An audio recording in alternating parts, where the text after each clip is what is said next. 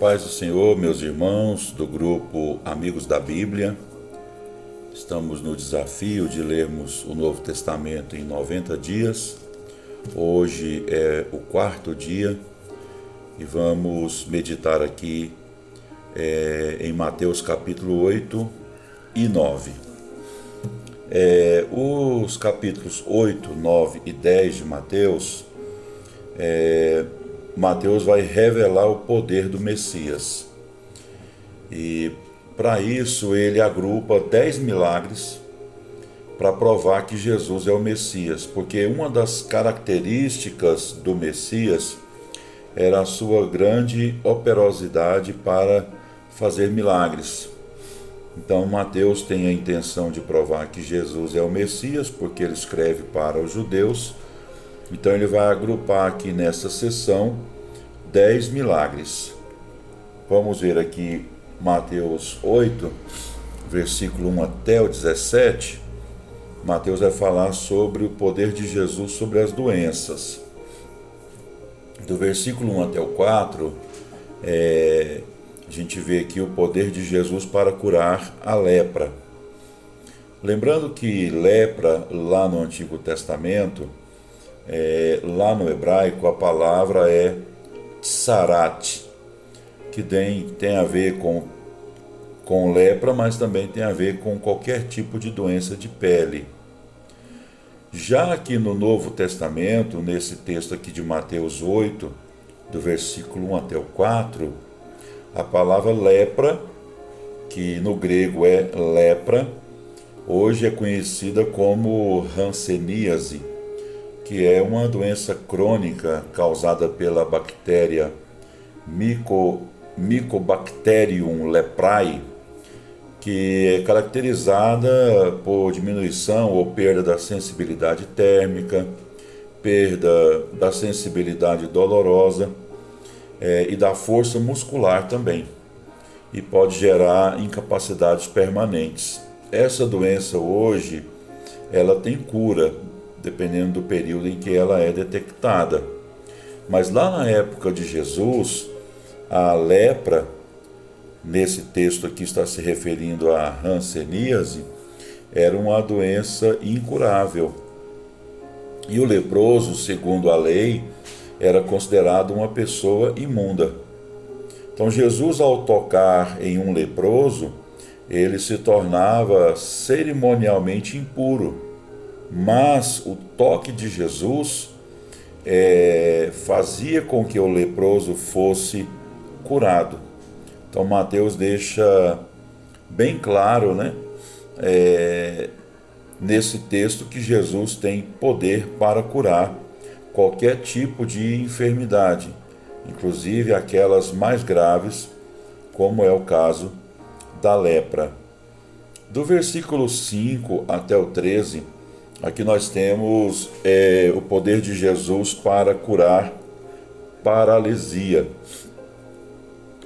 Um oficial romano, ele vai até Jesus em busca de ajuda, e o texto diz o seguinte: meu jovem servo está de cama, paralisado e com dores terríveis.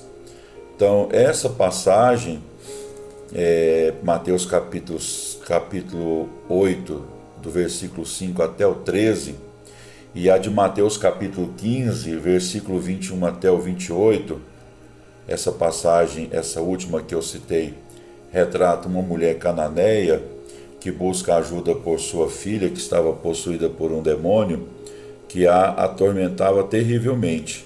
Então essas duas passagens são passagens que relatam gentios, ou seja, os não-judeus, procurando Cristo para que ele pudesse fazer um milagre. E interessante que nesses dois casos, Jesus ele cura, ele faz o milagre à distância, mostrando ali o poder da sua palavra. E ao mesmo tempo ele honrando a fé daqueles gentios que muitas vezes ele não encontra nos israelitas ou nos judeus. Do versículo 14 até o 17, a gente vê aqui Jesus curando a sogra de Pedro, que estava com febre. Aqui não se trata de uma febre comum, né, de 30 e poucos graus, mas era um estado febril avançado. Como que a gente percebe isso?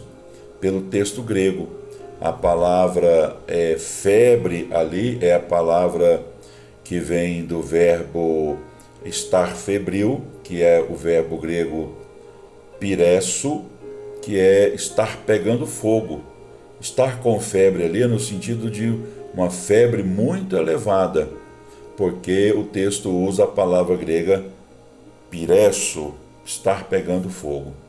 Então, Jesus faz ali um grande milagre, restaura a saúde da sogra de Pedro, e a gente vê aqui nesse texto que ela, em formato de gratidão, de alegria por estar curada, passa a servir o Senhor Jesus. Bom, aqui nesta sessão onde Mateus está demonstrando o poder de Jesus para operar milagres, nós temos ali no capítulo 8, a partir do versículo 18 até o 27, que é o poder de Jesus sobre a natureza. Os discípulos estavam no barco, o mar se agitou, né? O vento se tornou muito forte e Jesus, com o poder da sua palavra, ordenou que o mar se acalmasse e houve ali uma grande calmaria. Se tratou de algo desesperador e a gente percebe isso porque o texto grego, lá no versículo 24 de Mateus 8, usa a palavra seismos, que dá a ideia de um maremoto, né? De um tremor muito grande que fez com que as águas se agitassem bastante. Então, aquilo que era uma situação desesperadora, Jesus trouxe calmaria, né? A palavra grega ali é galene, que dá a ideia de quietude, né? Aquilo que estava muito agitado tornou-se quieto, porque Jesus, com o poder da sua palavra, ordenou assim. Aqui também a gente vê no capítulo 8 de Mateus o poder de Jesus sobre os demônios. A partir ali do versículo 28 até o 34, a gente vê ali 2 endemoniados gadarenos. Inclusive há uma questão interessante para a gente observar aqui, porque os outros evangelistas falam apenas de Marcos e Lucas, né? Falam apenas de um endemoniado gadareno. Mateus fala de 2. Não há contradição nesses relatos, pelo contrário, eles são complementares uns aos outros. Na verdade eram 2, mas Marcos e Lucas quis relatar apenas a situação mais grave, né? Aquilo que chamou a atenção, segundo eles.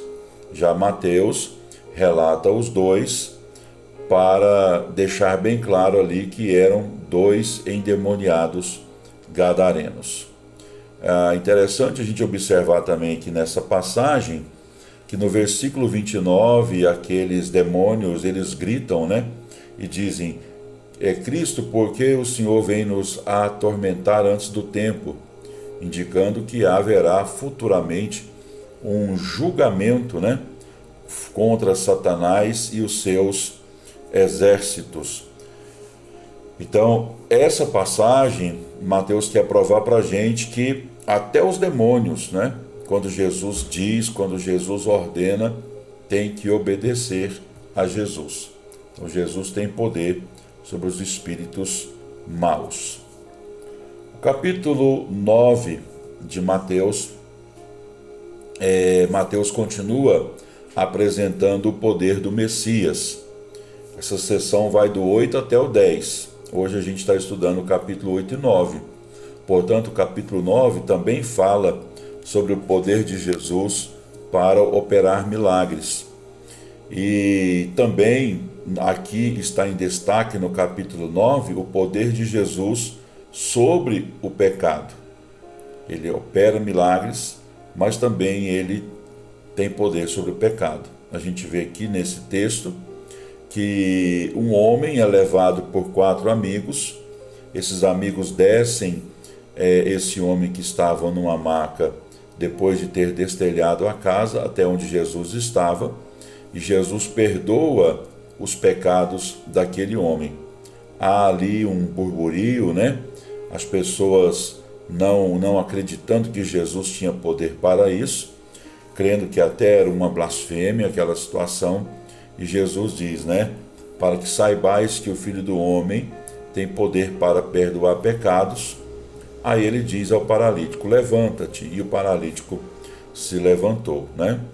Então, há ali um grande resultado desse milagre, e Jesus deixa bem claro ali que ele veio para os pecadores, né?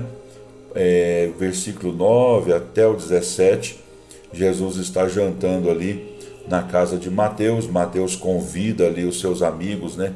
Publicanos e pecadores, a todo uma reclamação ali da parte dos fariseus e dos escribas, e aí Jesus deixa bem claro que ele veio para os pecadores, porque os sãos não precisam de médico, e sim aqueles que estão enfermos, e Jesus então se apresenta como esse grande médico, né, que veio curar as almas enfermas pelo pecado.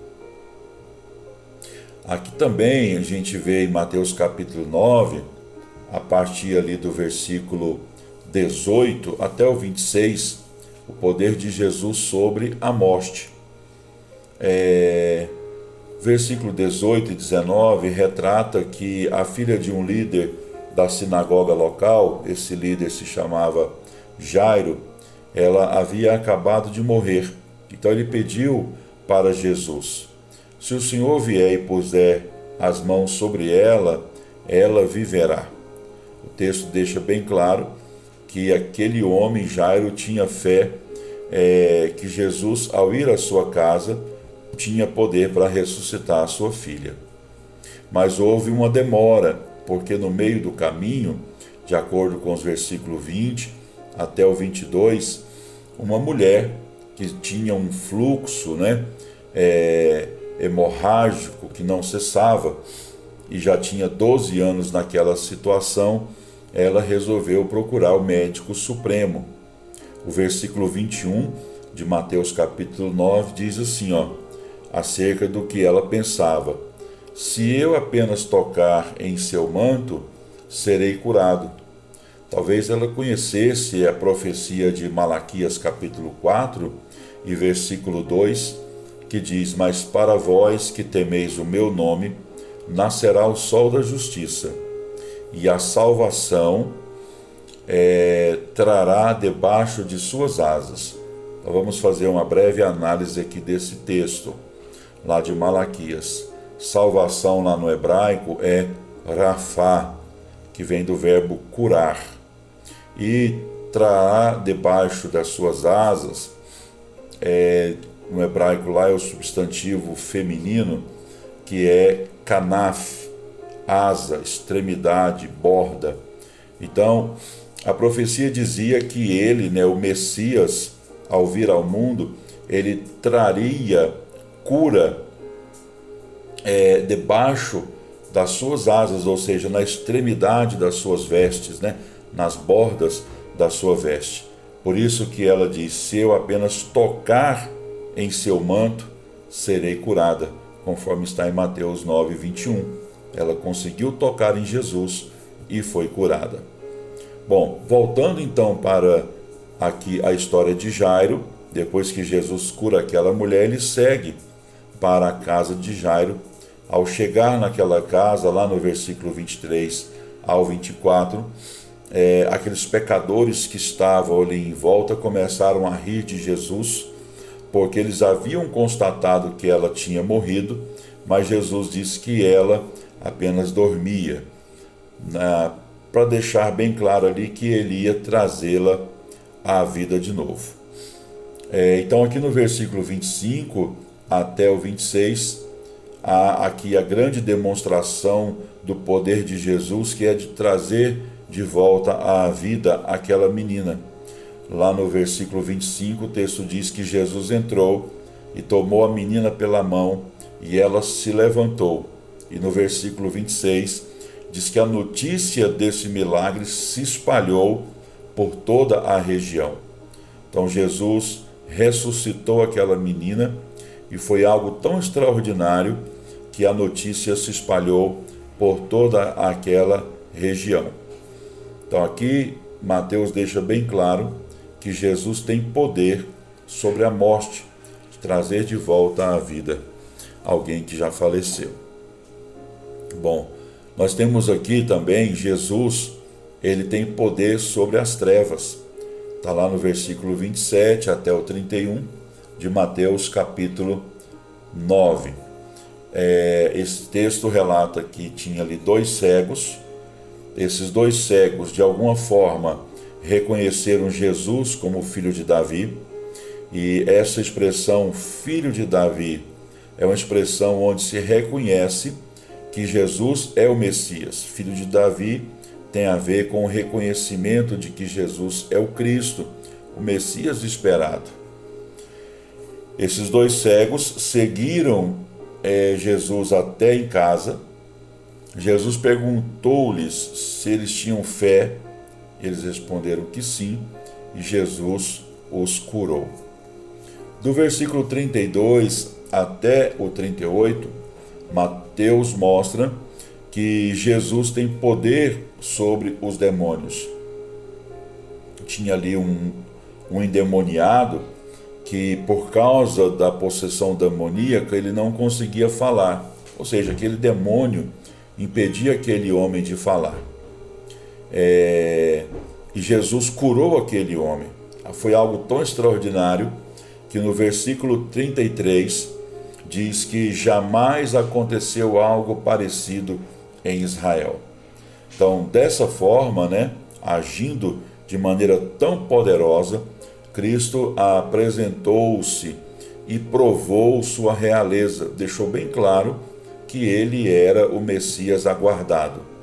Uma das características do Messias era o grande poder de operar milagres. E Mateus deixa isso bem claro no capítulo 8, no capítulo 9, e no próximo vídeo, amanhã, vamos falar sobre o capítulo 10. A palavra de Deus deixa bem claro para a gente, nesse finalzinho aqui de capítulo 9 de Mateus, que Jesus ele espera que se apresentem os trabalhadores para a sua seara. A seara é muito grande, os trabalhadores são poucos, os ceifeiros são poucos. Então esse texto aqui, finalzinho dele ali, chegando já nos últimos versículos, o versículo 38 ali, Cristo se apresenta como Senhor da seara e ele pede que as pessoas se apresentem para o trabalho. Que nós sejamos esses trabalhadores do reino de Deus, reconhecendo Jesus como nosso Senhor e Salvador. Que Deus abençoe. Boa leitura para vocês aí de Mateus capítulo 8 e o versículo 9. Um abraço.